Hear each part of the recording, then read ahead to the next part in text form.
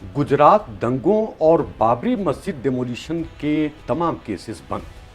जी हां, अब ना तो गुजरात दंगों की बात आते ही कुछ लोगों की तरफ कोई उंगली उठेगी और ना ही बाबरी मस्जिद डेमोलिशन का कोई मुकदमा आइंदा सुनने को मिलेगा। गुजरात दंगों और बाबरी मस्जिद डेमोलिशन केसेस बंद करने का मतलब तो यही समझ में आता है कि मुल्क की तारीख के सबसे बड़े और भयानक दोनों मामलों से जुड़े सभी मुकदमे अब बंद हो जाएंगे। गुजरात दंगों और बाबरी मस्जिद डेमोलिशन के केसेस बंद क्यों हो जाएंगे? वो इसलिए क्योंकि सुप्रीम कोर्ट ने एक बड़ा फैसला लेते हुए 1992 के बाबरी मस्जिद डेमोलिशन और साल 2002 के गुजरात दंगों से जुड़े तमाम मुकदमों को बंद करने का हुक्म दे दिया है। मैं हूं आमिर सलीम खान और आप देख रहे हैं हमारा समाज लाइव। नए चीफ जस्टिस यू ललित के जरिए सुप्रीम कोर्ट की जिम्मेदारी संभालने के बाद उनकी अगुवाई में ये दोनों फैसले बड़े अहम माने जा रहे हैं। अदालत ने कहा कि गुजरात दंगों से जुड़ी कई याचिकाओं का अब कोई मतलब नहीं रहा, इसलिए उनके खिलाफ कार्रवाई बंद की जा रही है। अदालत ने यह भी कहा कि गुजरात दंगों के 9 में से 8 मुकदमों की हियरिंग मुकम्मल हो चुकी है। इसके अलावा अदालत ने बाबरी मस्जिद डेमोलिशन से जुड़े तौहीन अदालत यानी अदालत की अवमानना के केस को भी बंद करने का हुक्म दे दिया है। दरअसल सुप्रीम कोर्ट ने बाबरी मस्जिद डेमोलिशन केस में एडवोकेट प्रशांत भूषण और पत्रकार तरुण तेजपाल के खिलाफ अदालत की अवमानना की कार्रवाई को बंद करने का हुक्म दिया है। साल 2009 में एक इंटरव्यू में प्रशांत भूषण ने पूर्व और वर्तमान जजों पर करप्शन का इल्जाम लगाया था। इस मामले में बहस करते हुए सीनियर एडवोकेट कपिल सिब्बल ने कहा कि प्रशांत भूषण और तरुण तेजपाल ने माफी मांग ली है, इसलिए दोनों के खिलाफ केस बंद किया जा सकता है। उनकी डिमांड को जस्टिस इंदिरा बनर्जी, जस्टिस सूर्यकांत और जस्टिस एम सुंदरेश की बेंच ने कबूल कर लिया। अब आते हैं गुजरात दंगों पर। सुप्रीम कोर्ट ने 2002 के गुजरात दंगों से जुड़े 9 में से 8 मुकदमों को बंद करने का हुक्म दिया है। जो एक मुकदमा चालू रहेगा वो दरअसल नरोदा पाटिया गांव का है, जिसमें अभी कुछ हियरिंग्स बाकी हैं। लेकिन पहले हम बात कर लेते हैं अदालत के जरिए बंद किए जाने वाले मुकदमों पर। उन 8 मामलों पर कई याचिकाएं सुप्रीम कोर्ट में पेंडिंग थीं। सीजेआई जस्टिस यू ललित की अगुवाई वाली 3 जजों की बेंच ने कहा कि इतना वक्त गुजर जाने के बाद अब मामलों की हियरिंग का कोई फायदा नहीं बचता।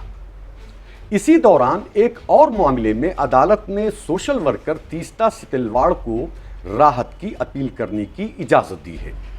तीस्ता सितलवाड़ का मामला आप सभी जानते हैं कि वो फिलहाल जेल में है। सितलवाड़ ने गुजरात दंगों में पीड़ितों की बहुत मदद की है और उनके जेल में जाने की वजह भी यही बताई जाती है। सुप्रीम कोर्ट ने कहा कि गुजरात दंगों से मुतालिक 9 में से 8 केसेस में निचली अदालतों ने अपना फैसला सुना दिया है। उनमें नेशनल ह्यूमन राइट्स कमीशन की PIL भी शामिल है, जिसमें दंगों के दौरान होने वाली हिंसा की जांच की मांग की गई थी। अदालत ने दंगा पीड़ितों और सिटीजन फॉर जस्टिस नामी एक NGO की रिट पिटीशन पर भी गौर किया है। चीफ जस्टिस यू ललित, जिन्होंने अभी हाल ही में चीफ जस्टिस ऑफ इंडिया की जिम्मेदारी संभाली है, की अगुवाई वाली 3 जजों की बेंच ने सुप्रीम कोर्ट में यह फैसला सुनाया है। सीजेआई के अलावा बेंच में जस्टिस रविंद्र भट्ट और जस्टिस JB पारदीवाला भी शामिल हैं। बेंच ने कहा कि सुप्रीम कोर्ट ने गुजरात दंगों से जुड़े 9 मामलों की जांच के लिए पहले ही एक SIT का गठन किया है। बेंच ने कहा कि दंगों के शिकार के घर वालों के वकील अपर्णा भट्ट, एजाज मकबूल और अमित शर्मा ने भी SIT के बयान पर सहमति जताई है, इसलिए अदालत का मानना है कि इन दरखास्तों पर अब और ज्यादा गौर करने की जरूरत नहीं। उधर SIT के वकील मुकुल रोहतगी ने अदालत को बताया कि गुजरात दंगों के 9 में से सिर्फ नरोदा गांव के इलाके में हिंसा का मामला पेंडिंग है और इसमें भी अंतिम दलीलें ही बाकी हैं। बाकी 8 मुकदमे सुने जा चुके हैं और वो हाई कोर्ट या सुप्रीम कोर्ट में अपील के मरहले में है। इस पर अदालत ने कहा कि सिर्फ नरोदा गांव केस की हियरिंग कानून के मुताबिक जारी रहेगी, बाकी बंद कर दिए जाएंगे। केस की हियरिंग के दौरान तीस्ता सितलवाड़ की वकील अपर्णा भट्ट ने कहा कि उनकी मुवक्किल हिरासत में है, इसलिए वो उनसे बात नहीं कर सकती। उस पर अदालत ने सितलवाड़ को सक्षम अधिकारियों के सामने राहत की दरखास्त देने की इजाजत दी। अदालत ने कहा कि जब भी सितलवाड़ की तरफ से दरखास्त आएगी उस पर कानून के मुताबिक गौर किया जाएगा।